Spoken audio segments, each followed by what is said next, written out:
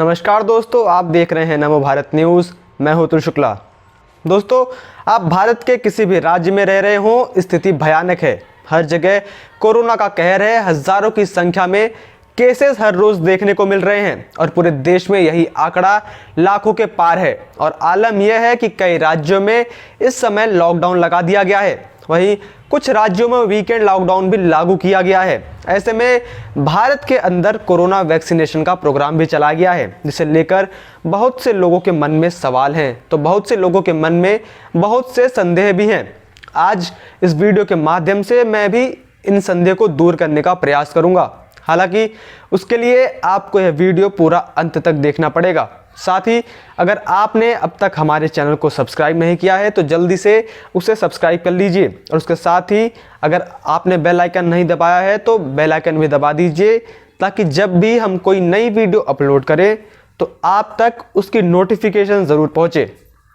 दोस्तों, आपको वैक्सीनेशन के प्रोसेस के बारे में बताऊं उससे पहले आपको वैक्सीन के बारे में जान लेना चाहिए। आपको बता दूं कि इस समय भारत के अंदर दो प्रकार की वैक्सीन का इस्तेमाल हो रहा है, जिसमें से एक है कोविशील्ड और एक है कोवैक्सीन। जिसमें कोविशील्ड जहां पर असल में ऑक्सफोर्ड एस्ट्राजेनिका का भारतीय संस्करण है, वहीं कोवैक्सीन पूरी तरीके से भारत की अपनी वैक्सीन है, जिसे स्वदेशी वैक्सीन भी कहा जाता है। कोविशील्ड को भारत में सीरम इंस्टीट्यूट ऑफ इंडिया की कंपनी बना रही है, वहीं कोवैक्सीन को Bharat biotech company Indian council of medical research ICMR के साथ मिलकर बना रही है। जहां पर कोवैक्सीन की कीमत सरकार के लिए 400 रुपये रखी गई है, तो वहीं इस वैक्सीन की कीमत प्राइवेट हॉस्पिटल्स के लिए 1200 रुपये है। वहीं कोविशील्ड की कीमत 300 रुपये रखी गई है। वैक्सीनेशन क्यों कराए तो आपको बता दूं कि वैक्सीनेशन के बाद भी कोरोना हो रहा है, लेकिन संक्रमण का असर कम है, बीमारी कम हो रही है, सीवियरिटी न के बराबर हो रही है, हॉस्पिटल स्टे कम हो रहा है। वैक्सीनेशन के बाद संक्रमित हो रहे लोगों के लंग्स पर असर नहीं हो रहा है, जबकि वैक्सीन नहीं लेने वाले संक्रमित लोगों के लंग्स पर ज़्यादा असर देखा गया है। इसलिए आपको जब भी मौका मिले तो आप वैक्सीनेशन ज़रूर करवाएं। वहीं वैक्सीनेशन की प्रक्रिया अभी तक सिर्फ 45 वर्ष और उससे बड़े आयु वाले लोगों के लिए चालू की गई थी, जिससे 45 या उससे अधिक उम्र वाले लोग या तो वॉक इन प्रोसेस के जरिए वैक्सीन लगवा सकते थे, या तो वे आरोग्य सेतु ऐप के जरिए शेड्यूल करके अपने समय और तारीख चुन सकते थे।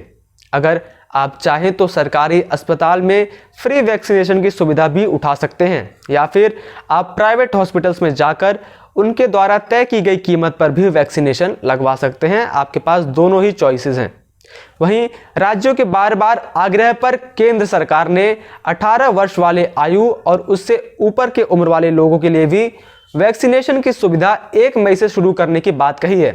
18 वर्ष या उससे ऊपर के उम्र वाले लोगों को अगर वैक्सीन लगवानी है तो उन्हें सबसे पहले कोविन ऐप या आरोग्य सेतु ऐप पर रजिस्ट्रेशन करवाना होगा।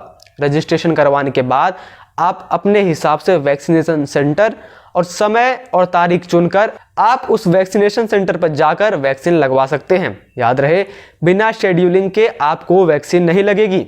वहीं इसके साथ ही आप एक फ़ोन नंबर पर अपने परिवार के 4 सदस्यों का रजिस्ट्रेशन करवा सकते हैं। जब आपको पहला डोज लग जाएगा तो उसके बाद आपको 45 दिन के अंदर दूसरा डोज लगवाना पड़ेगा। आरोग्य सेतु ऐप या कोविन ऐप में भी आप अपने दूसरे डोज की तारीख देख सकते हैं।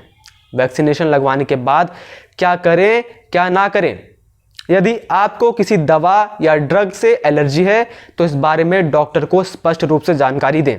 डॉक्टर्स की सलाह पर आपके कंप्लीट ब्लड काउंट, सी क्रिएटिव प्रोटीन या इम्यूनोग्लोबिन ई लेवल की जांच की जा सकती है। वैक्सीन लगवाने के बाद हो सकता है कि आपको बुखार हो, तो आप ऐसे में घबराएं नहीं और अगर ज़रूरत पड़े तो सिर्फ पैरासीटामोल की गोली लें। याद रहे, वैक्सीन लगवाने के बाद कोई और दवाई ना लें, सिर्फ पैरासीटामोल ही लें। वैक्सीन हमारे इम्यून सिस्टम को बाहरी संक्रमण की पहचान कर उससे लड़ना सिखाता है। वैक्सीनेशन के बाद वायरस के खिलाफ इम्यूनिटी डेवलप होने में कुछ सप्ताह का समय लग सकता है।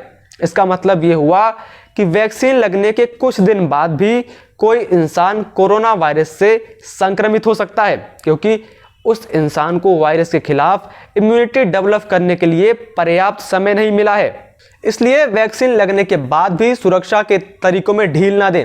वैक्सीन लगने का मतलब ये बिल्कुल नहीं है कि आप face mask, hand wash, hygiene और पब्लिक प्लेसेस पर फिजिकल डिस्टेंसिंग का ख्याल ना करें। खांसते या छींकते वक्त भी जरूरी बातों को ध्यान रखें।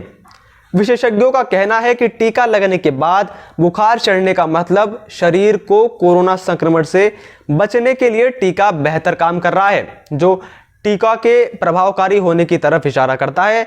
अगर टीका लगने के बाद इस तरीके के लक्षण नजर आते हैं तो इससे घबराएं नहीं, बल्कि इससे टीका के काम करने की शुरुआती लक्षण माने।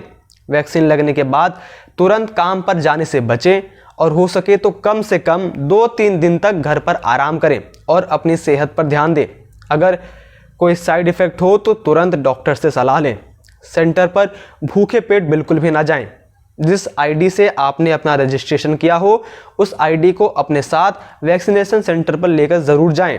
वैक्सीन लगवाने से तुरंत पहले और बाद में खुद को हाइड्रेटेड रखें। अपनी डाइट में खूब सारे फल, सब्जियां और नट्स शामिल करें। इससे शरीर अंदर से मजबूत होगा। वैक्सीन लगवाने के बाद भी लापरवाही ना बरतें। मास्क का इस्तेमाल ज़रूर करें।